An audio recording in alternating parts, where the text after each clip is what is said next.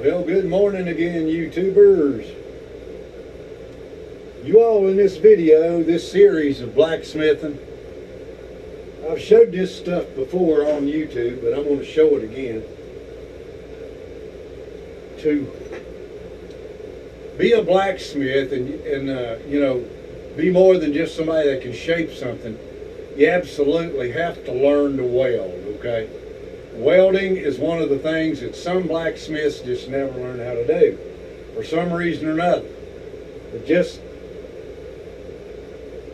just don't understand how to get it done, okay? So I'm going to try to make this as simple as I can. And I'll be honest with you, for me in the beginning, it took me several years before I could get things to stick together. I read Alex W. Beeler's Art of Blacksmithing, and the way he explained it was pretty simple, but following his instructions, I still never could get it done. So I had to experiment with it, and I found out that the different types of metals, you definitely have to experiment with to see if you can get them to stick, okay? So what I'm going to do is I'm going to take this piece of 1/4 inch by 1 inch piece of plain old cold roll this morning and show you how to make it stick, okay? On the first attempt, hopefully, all right? That's the whole point of this exercise. First thing I'm going to want to tell you guys is definitely have your fire at least 6 to 8 inches deep. And you're going to be bringing it to the welded heat in coal now, or charcoal, at that height. Okay, so that burns up your oxygen, or most of your oxygen that's coming up through the fire. Because when this piece of metal starts to oxidize and it's not clean, or you don't get that oxidation off of there by keeping it off of there with flux, then it's not going to stick. I don't care if you do get it to the welding heat. So that's one of the things that I had to learn over the years. Now, if you're doing this in a gas forge and you're a beginner, I've never used a gas forge, but people who use them say that you can't get it no hotter than the welding heat in the gas forge. So you would have to experiment with that. So I use coal or charcoal, and that's what we're going to use this morning. All right, first thing we're going to do, you guys, is we're going to clean this piece of metal up. If you go to the store and you buy a piece of steel or any other piece of steel, it's going to have that oxidation on it where it was made. It comes off the line, it comes off of there red hot, it's cut to the size, it goes through the cooling process, and it's done. And you get this piece of metal right here. Well, it's already oxidized on the outside. So that you're going to want to file it off if you don't have a grinder. In this case, I'm going to grind it off, okay? So let's get on with this process. See how shiny that is? I've took the grinder and I've ground it off. Now we're just going to bend this back there about 1 inch, you guys, and we're going to fold it over on itself.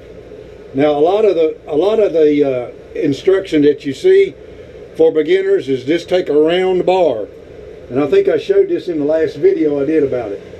Take a round bar and fold it back on itself and weld it. Well, that works pretty good. Now for the flux, you all, I've used 20 mule team borax. You can go to the grocery store and get it. 20 mule team borax, that's what I use. First of all, we're going to bring this out of the fire. We're going to brush it really good. Make sure I got the side clean that I'm going to bend. We'll take it and we'll bend it right over the anvil.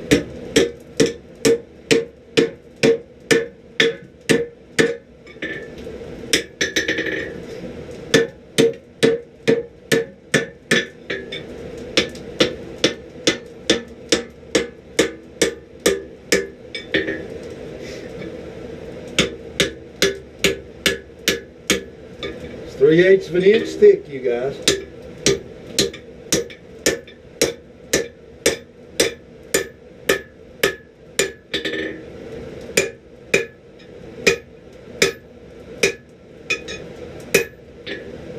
Now here's one of the tricks that you learn. While that's really good and clean, put the flux on there.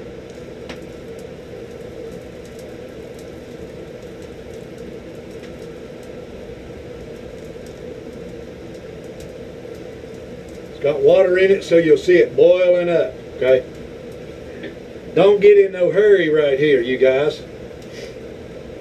Let that flux melt. One of my biggest mistakes doing this, you guys, is not letting the flux melt first. Throwing it on there and then throwing it back in the heat. Well, it hadn't had time to actually melt to your piece of metal. Now, once that's melted, take your hammer and smash that thing close together. The instructions that Beeler gave was leave it a little bit apart. That don't really work really well, okay? Now we've got it fluxed. We're going to put it in here and bring it up to the welding heat.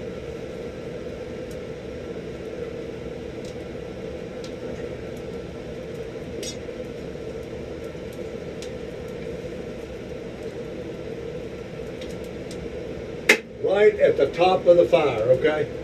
Now, for beginners, take you a coat hanger.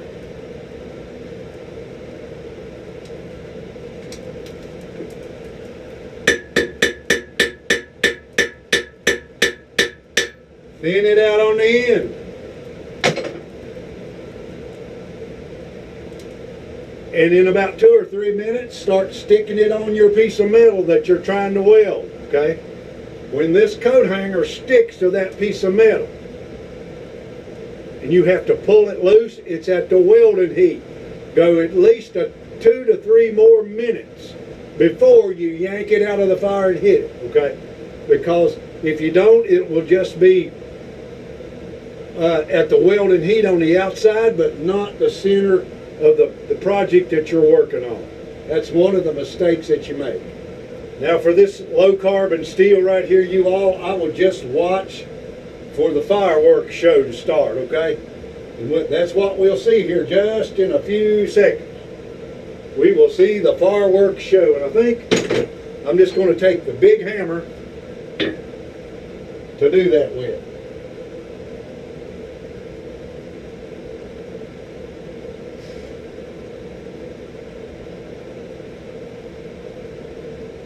Make sure that you have a brush handy right there.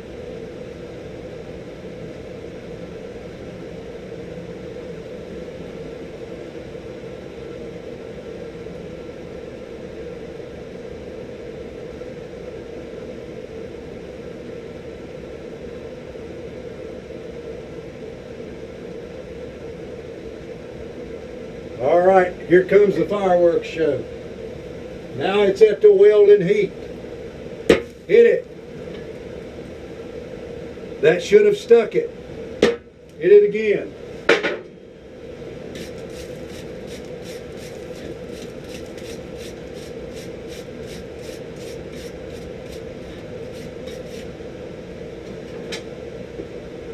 Looks pretty good.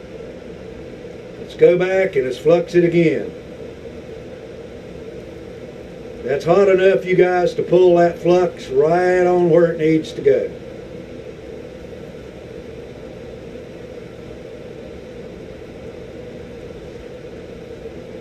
Now at that point, let this flux melt until it's glassy looking. When it's glassy looking, it has sucked it back inside that joint. There is probably a place right there that's not stuck, okay? I'm going to have to cool this down a little bit so I can hold it.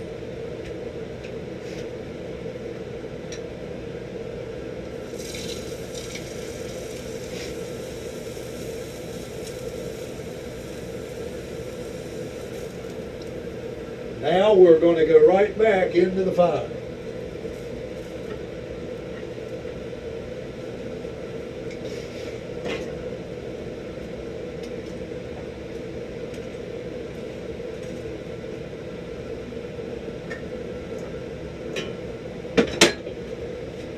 And if in the beginning you're a beginner, guys, don't try to weld with coal that's green, okay? That ain't going to work. Let me pick the camera up to show you this.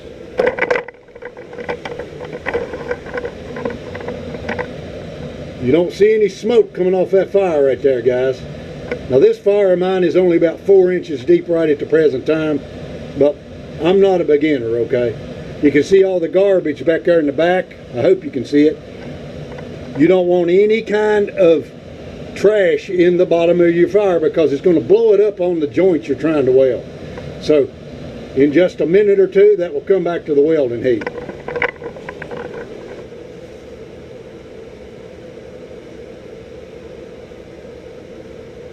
Here we go again.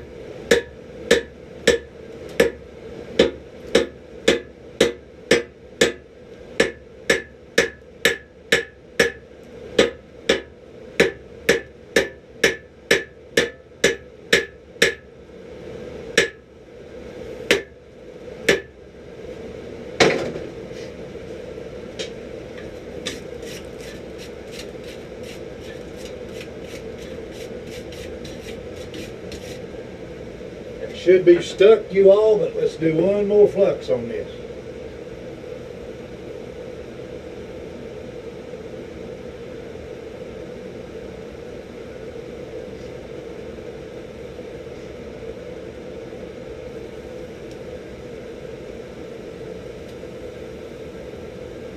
Let that flux melt till it's glassy, guys.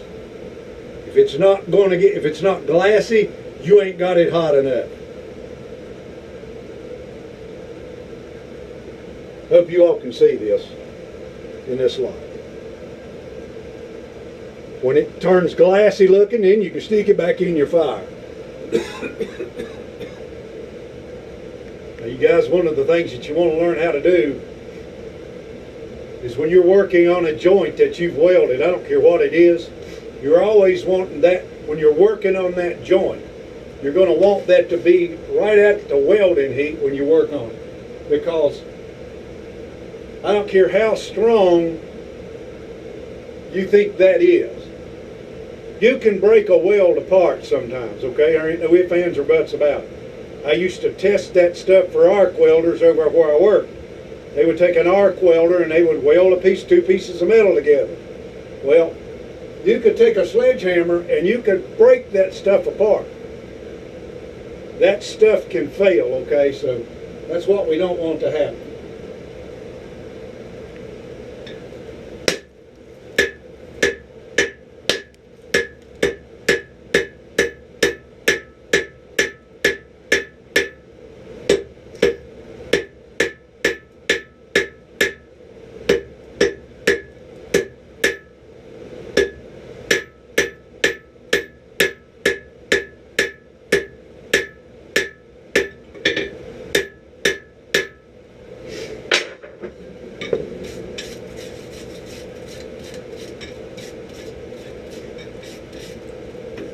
Definitely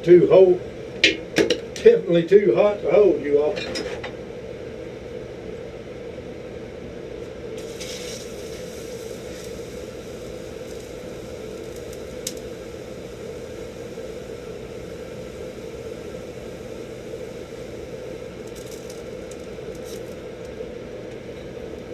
Now you guys, what we're looking for is we're looking to be able to forge this direction and this not come apart. If it comes apart, your weld did not stick, okay? Depending on what you're trying to do with this particular piece of project right here. So in this series, you all, we have to learn how to forge weld, okay? There ain't no ifs, ands, or buts about it. So what we're going to do in probably the next 2 or 3 videos, we'll be taking small stuff like 3/8 of an inch round stock.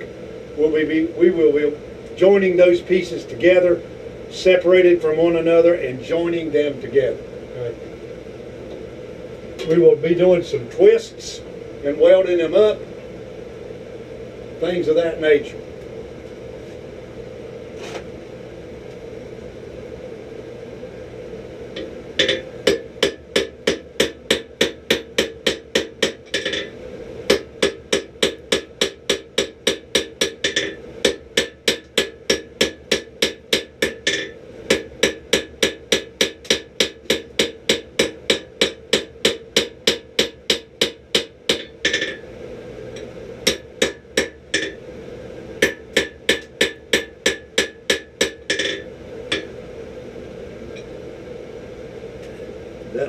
pretty good, you all. Let's give her one more forge. All right, you all, one of the tests that I like to do for just teaching this kind of stuff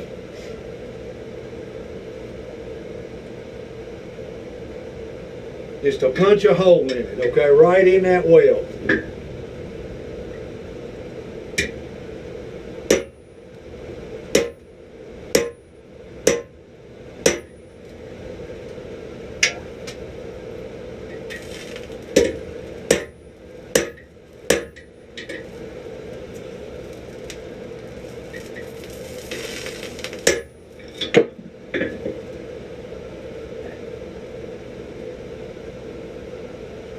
Okay, one more heat, you guys. Boy, a helper sure would come in handy. I'm growing me one, though, where my daughter is. She's growing me a striker. Hope I can get him interested in that.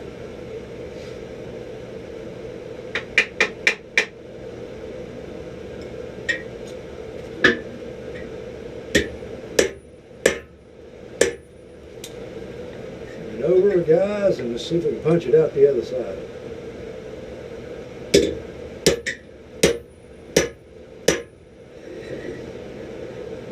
I'm going to see if I can find this piece, you all.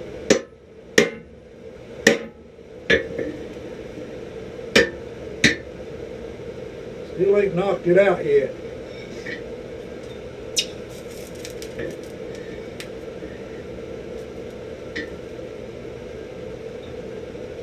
Oh boy.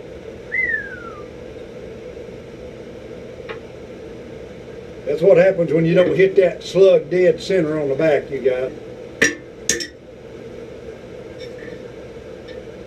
Well, can't get my slug to pop, you all. Let me see if I can just peel it out of there. Yeah, I can do that. The purpose to this, guys,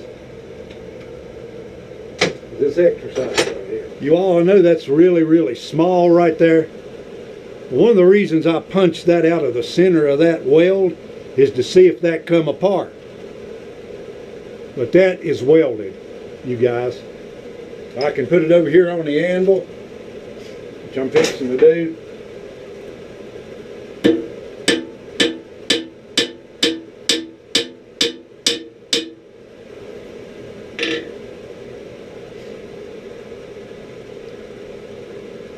And we have one piece of metal right there, which is, we know that it's stuck. Okay. All right, you all, let's clean this up. Find my brush here.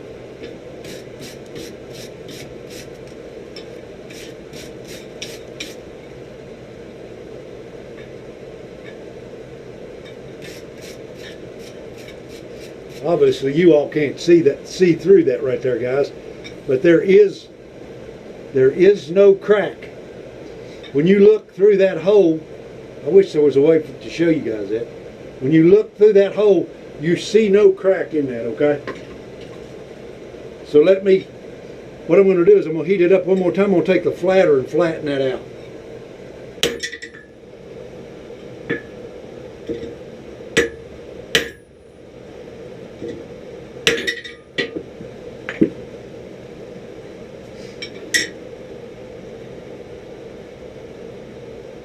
Alright. Looks very good.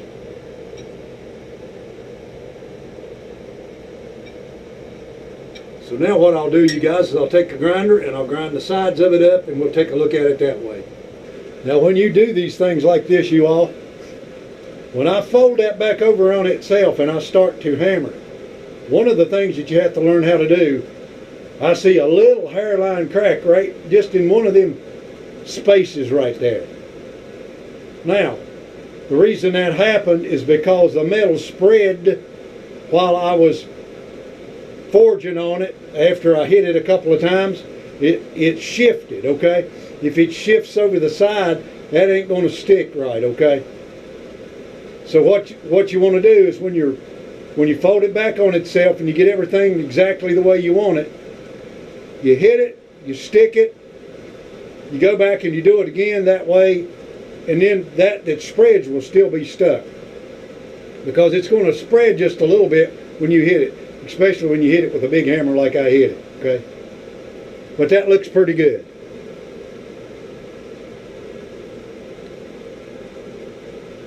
And where it tapers off at the end, you're likely to see a little crack like you do right here, because it thins itself out. The top part then got drawn back. I hope you understand that. It's stuck square like this, right? When you forge it down, this part then will start to thin down. It won't be stuck right there, okay? Will not be stuck, okay? Because you've pulled it back or you've straightened it out. Anyway, y'all, that's video number 1 on forge welding, okay? 101. Now you all, for you people who are not beginners and you want to see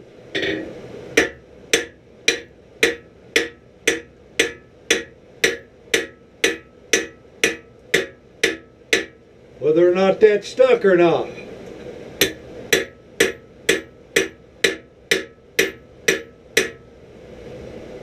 If that wasn't welded, that weld would pop apart.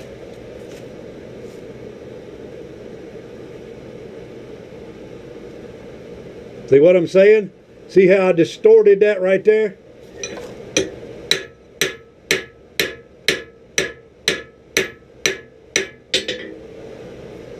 That's for you people who are professionals that think you know what you're doing all the time. Take your weld and hammer the living daylights out of it cold. That weld did not come apart. Now that hole is very distorted. Just for you people who are really basically know everything, okay? There you go. With that, you all, may the good Lord bless you. Have yourself a wonderful day.